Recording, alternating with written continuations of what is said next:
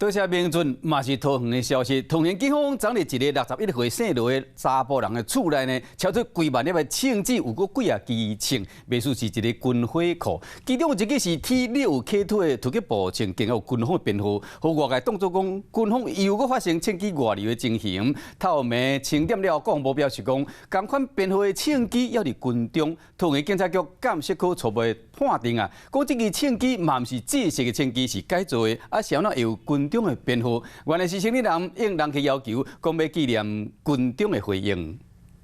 一支 T65K2的步枪，顶面印中华民国制造之，甚至佫有枪的号码42206，而且若遮个佫找到正万粒枪支，含一粒手弹，含改造工具，随的闸口拢放伫咧涂骹，就亲像一个军火库。这全部拢是伫咧省道嫌犯桃园居选的厝内抄出来，其中一支枪有明显的军中号码，就是国军的枪流出去。经过一暝调查，国防部讲步枪顶虽冇枪的号码，不过经过军方调查，即共款号码枪，拢还佫伫咧部队内底无流出去，而且含军中编制无共款。桃园警察局监视科判定，迄已经是加工改造过枪。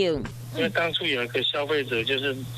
跟我买这个枪的时候，有指定说要刻他在当兵的时候拿过的那把枪，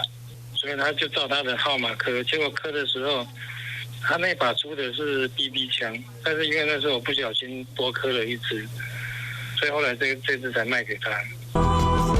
刻中华民国的字加枪支号码是真济爱耍新春游戏的人买仿的真枪了后的认证仪式，大部分的民众拢会用家己的生日数字，一摆插曲嘛有店家惊一条。不过伫咧罗先生岛调查到军用产品，店家就无清楚来源，嘛讲毋是家己买，就等待警察继续追查厘清。Hello， 我是林仙怡。想要掌握最及时的新闻资讯吗？赶快订阅、按赞、开启小铃铛，锁定华视新闻 YouTube 频道，也不要忘记收看《华视新闻》杂志哦。